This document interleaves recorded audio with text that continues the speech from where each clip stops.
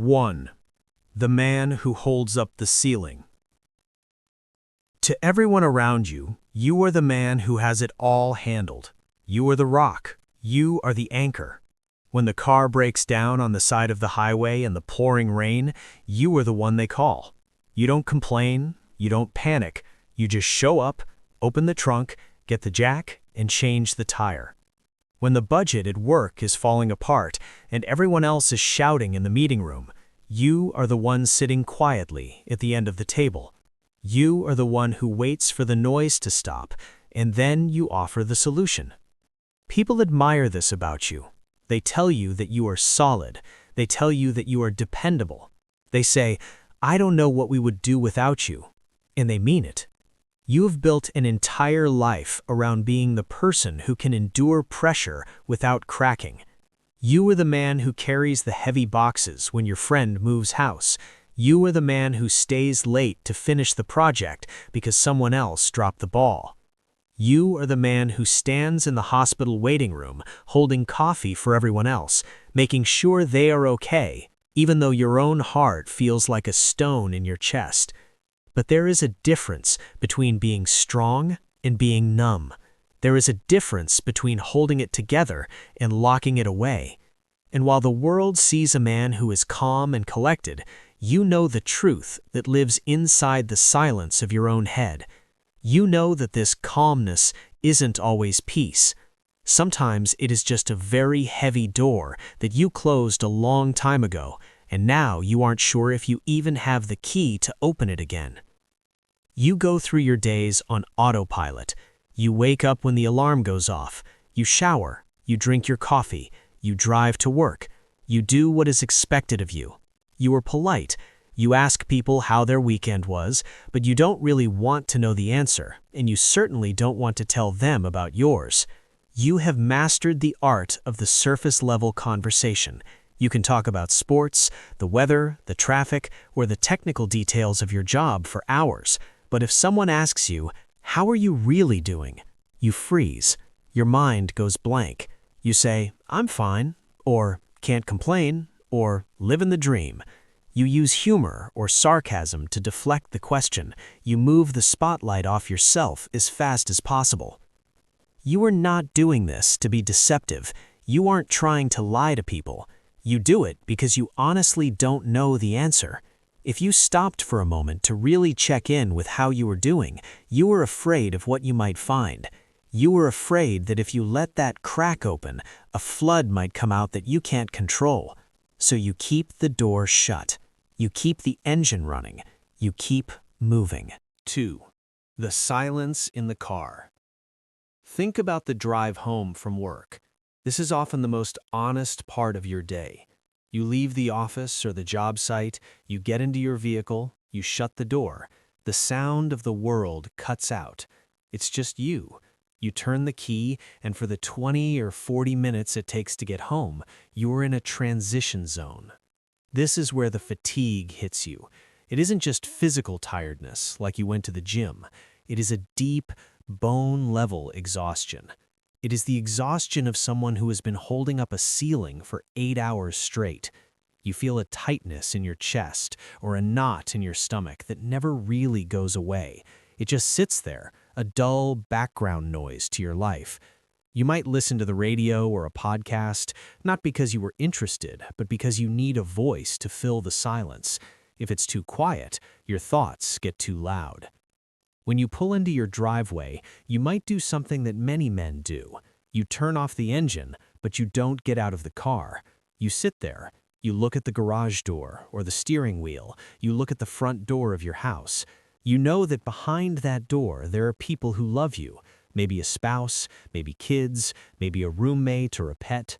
But you also know that walking through that door means you have to turn on again. You have to be the dad, the husband, the partner. You have to listen. You have to solve problems. You have to be present. So you sit in the car for 5 more minutes. You scroll through your phone without really reading anything. You just need a moment where nobody needs anything from you.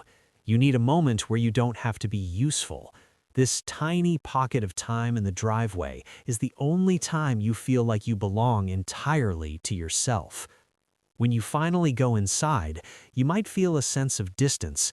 Your family is talking, laughing, or arguing, and it feels like you are watching them through a pane of glass. You were there physically, you were sitting at the dinner table, you were nodding your head, you were eating the food, but emotionally, you were 1,000 miles away. You feel like a ghost in your own life. You want to connect. You want to feel that warmth that other people seem to have so easily, but you don't know how to bridge the gap. It feels like your signal is jammed. And then comes the night. Sleep is often a battleground for men like you. You might be the type who passes out from sheer exhaustion the moment your head hits the pillow, but then you wake up at 3 a.m. The house is silent, the world is dark, and your brain turns on. You start thinking about money. You think about the gutters that need cleaning. You think about that email you sent. You think about your health. You think about the future. This isn't productive thinking. It's worry. It's a loop. You stare at the ceiling, feeling that tightness in your chest again.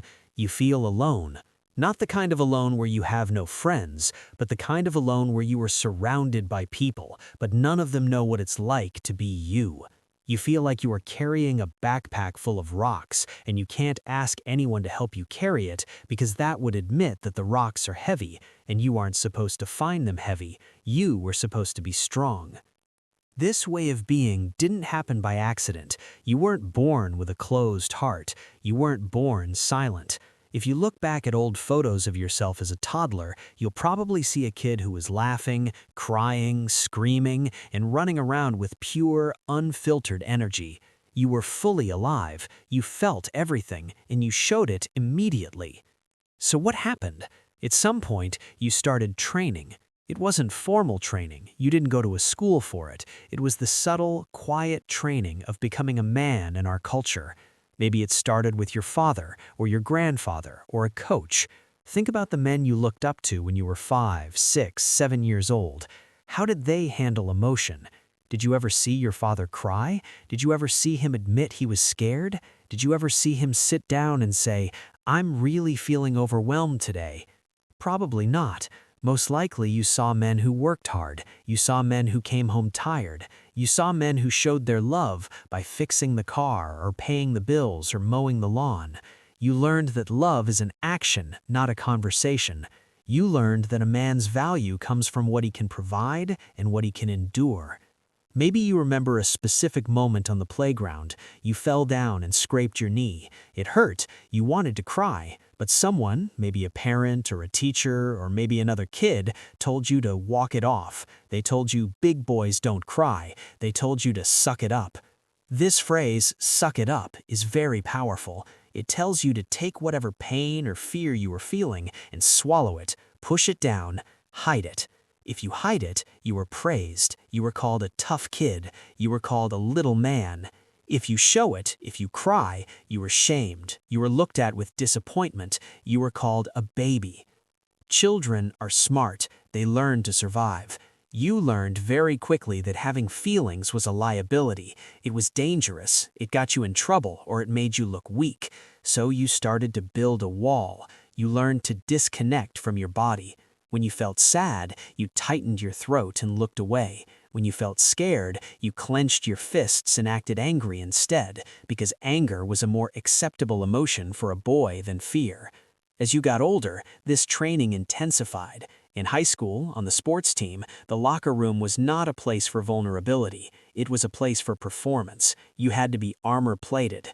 If you had a problem with a girlfriend, you didn't talk about your heartbreak, you made a joke about it. If you were stressed about grades or the future, you kept it to yourself. You learned to perform the role of the cool guy, the guy who doesn't care too much, the guy who is always chill. Because caring means you can be hurt, and if you don't care, you are safe. By the time you entered the workforce, this mask was welded to your face. You entered environments where logic and reason were king. Emotions were seen as unprofessional. If you are a leader, you can't show doubt. If you are an employee, you can't show weakness. You learned to speak the language of productivity. You became a machine, a very good, very reliable machine. But you are not a machine. You are a human being, and the tragedy is that the little boy who wanted to cry when he scraped his knee is still in there. He's just buried under 30 or 40 years of concrete. 4.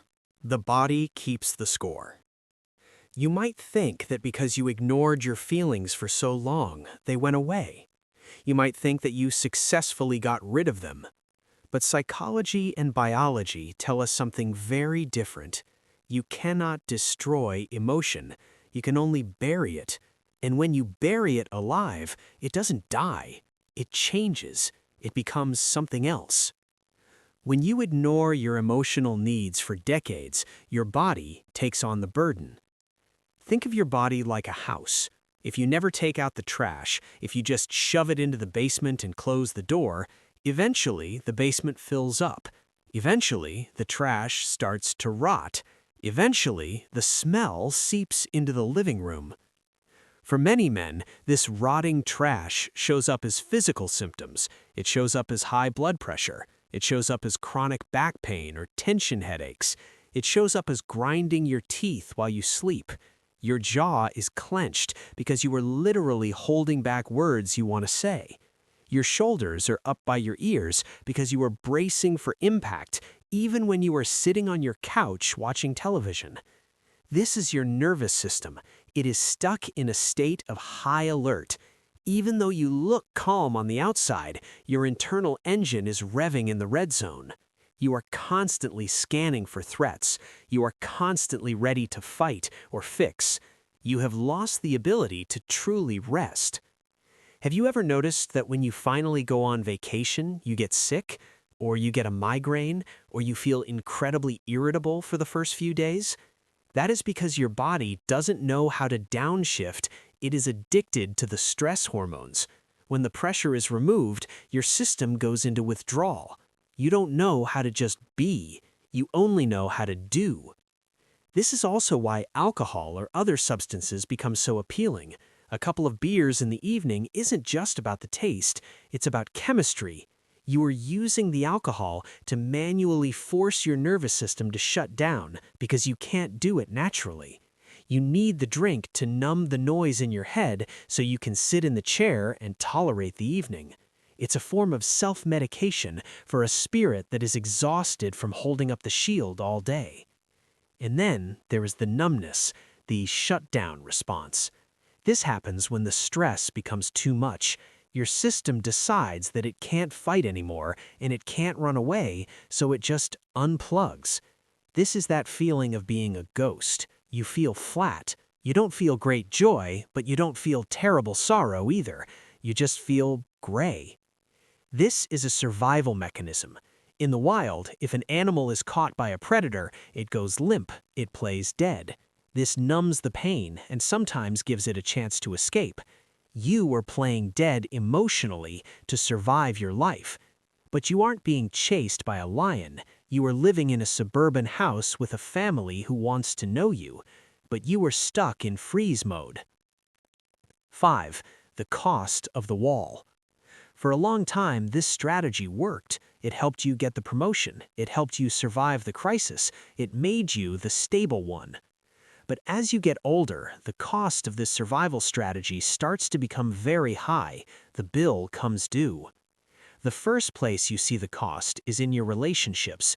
Your partner might have fallen in love with you because you were strong and steady. But now, 10 or 20 years later, they are lonely. They tell you, "I feel like I don't know you." They tell you, "You never talk to me." And you get frustrated. You think, "What do you mean? I work every day for this family. I fix the sink. I plan the retirement fund. I am right here." To you, love is provision. To them, love is connection. You are providing, but you are not connecting.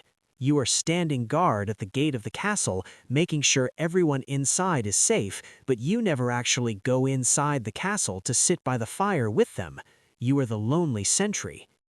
Eventually, people stop trying to break through your wall. They get tired of knocking on a door that never opens. Your children might stop telling you about their problems because they know you will just try to fix them or give a lecture rather than just listening and empathizing. Your friends drift away because you never call just to chat.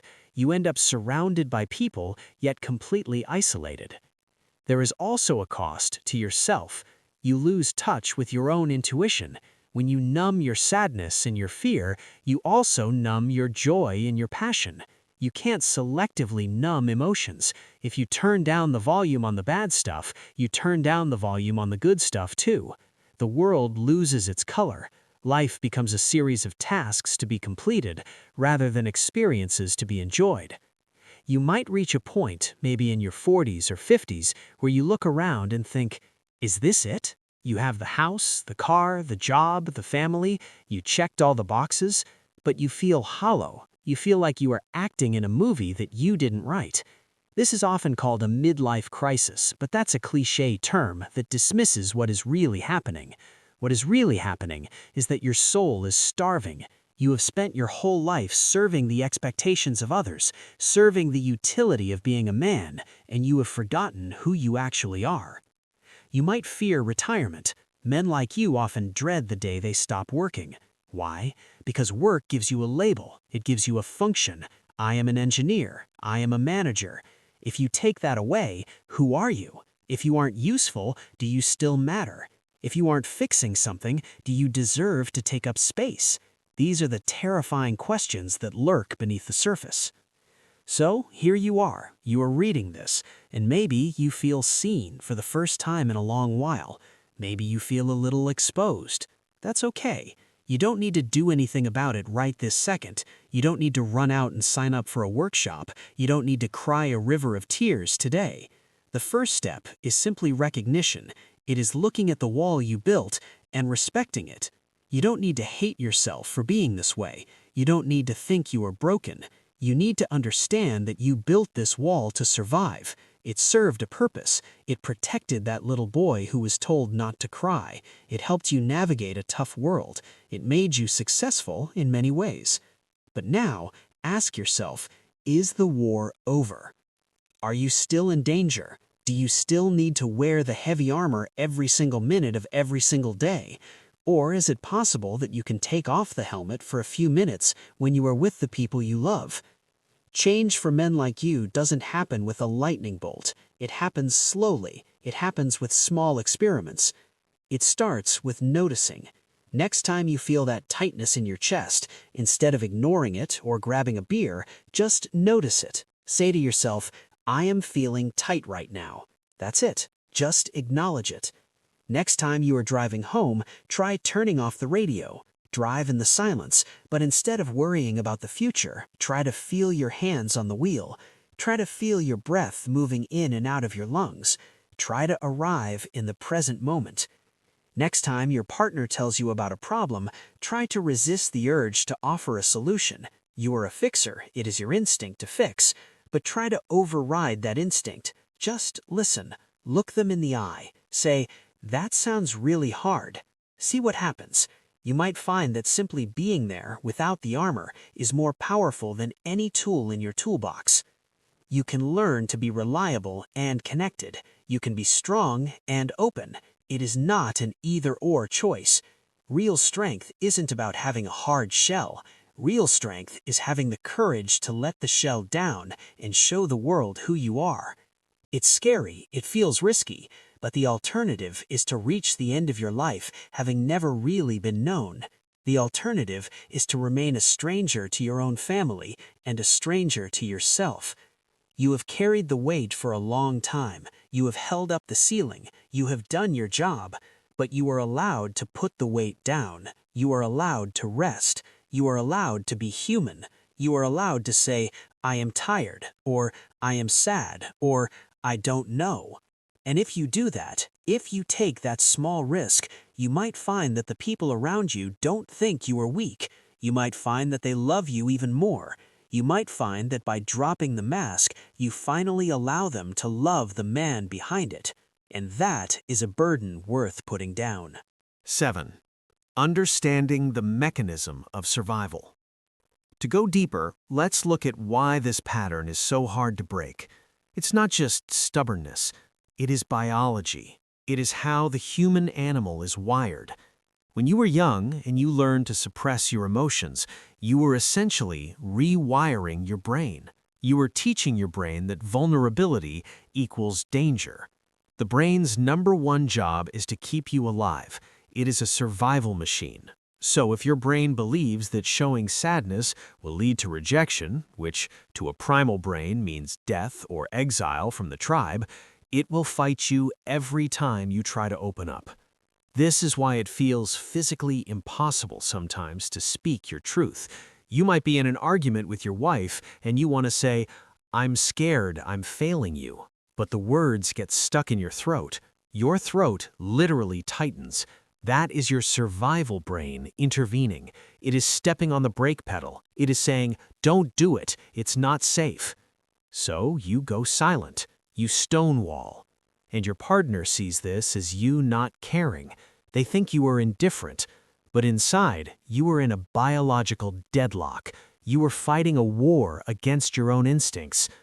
Recognizing this mechanism is crucial. It takes the shame out of it. You aren't a cold, unfeeling monster.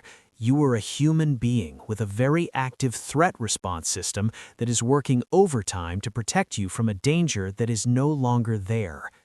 The work, then, is to retrain that safety mechanism. You have to teach your brain slowly that vulnerability is safe now. You are an adult. You have resources. If you admit you are sad, you won't be abandoned. You won't die. You do this by taking micro risks. You drop a small truth into a conversation. "I had a tough day. I'm feeling a little anxious about this project." Watch what happens. The world doesn't end. The roof doesn't cave in. Your brain registers this data. We were vulnerable, and we survived. Do it again and again. Over time, the neural pathways change. The danger signal gets quieter. The path to connection becomes wider and easier to walk. 8. The myth of the solitary hero. We are fed a diet of stories about the solitary hero, the cowboy riding off into the sunset, the detective who works alone, the space explorer drifting in the void. We romanticize the man who needs no one. We think that is the pinnacle of masculinity. But look closer at those stories. Those characters are usually tragic. They are usually broken. They usually end up alone. It makes for a good movie, but it makes for a miserable life. Humans are pack animals. We are designed for connection. We are designed to regulate each other's nervous systems. When you stand near someone you trust, your heart rate actually slows down. Your blood pressure drops. We need each other to stay sane and healthy. By insisting on doing everything alone, by insisting on carrying the emotional load without help, you are fighting your own nature. You are trying to be a solitary predator when you are actually a social mammal. It is an exhausting way to live. Think about the most relieved you have ever felt. Usually, it's not when you achieved a massive goal. It's when you finally confessed something to a friend and they said, "Me too." It's the moment the isolation broke. There is a tremendous power in shared experience. There are millions of men out there right now, sitting in their cars and driveways feeling exactly the way you do. If you could see them all, if you could see that army of silent, reliable men, you would realize you aren't the only one. You are part of a generation that was taught to hide, but you can be the generation that learns to speak. A new definition of strength. You have spent your life defining strength as durability, being able to take a hit and keep standing, being able to endure cold, hunger, fatigue, and emotional pain without complaining. And that is a form of strength, absolutely. It is valuable. But there is another form of strength that is harder to master. It is the strength of flexibility. Think of a tree in a storm. The tree that is perfectly rigid, that refuses to bend, is the one that snaps. The tree that can bend with the wind, that can move and sway, survives the storm. Emotional flexibility is true resilience. It means being able to feel sadness when things are sad and joy when things are joyful. It means being able to be tough when the situation demands it and tender when the situation demands it. Right now, you might be stuck in tough mode. You are like a golfer who only has a driver in his bag. You're trying to use the big stick for every shot. You use it for the drive, but you also use it for the delicate putt, and it's tearing up the green. You need to add more clubs to your bag. You need a wedge. You need a putter. You need to develop the range of motion to handle the delicate parts of life, your daughter's tears, your partner's fears, your own aging parents. These situations don't require a stone wall. They require a soft hand.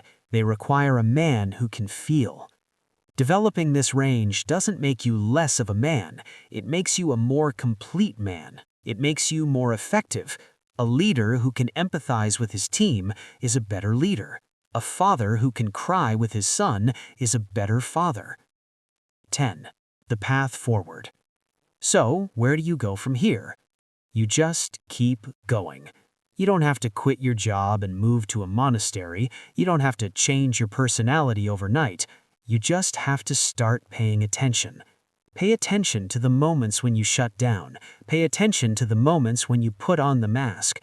Ask yourself, what am I protecting right now? And then, every once in a while, try to lower the shield, just an inch. Let someone see you. Let someone in. You have been the rock for everyone else. You have been the foundation. But even rocks can be eroded by water. Even foundations can crack if the ground shifts. It is time to tend to the foundation. It is time to take care of the man who takes care of everyone else, not by buying more toys or achieving more goals, but by allowing him to be human. The silence in the car doesn't have to be a lonely place. It can be a place of rest. But the house, the home, that should be a place of life. And you deserve to be fully alive within it. You deserve to be more than just a provider of utility. You deserve to be a participant in the joy. You have done the hard work of survival. Now, try the brave work of living.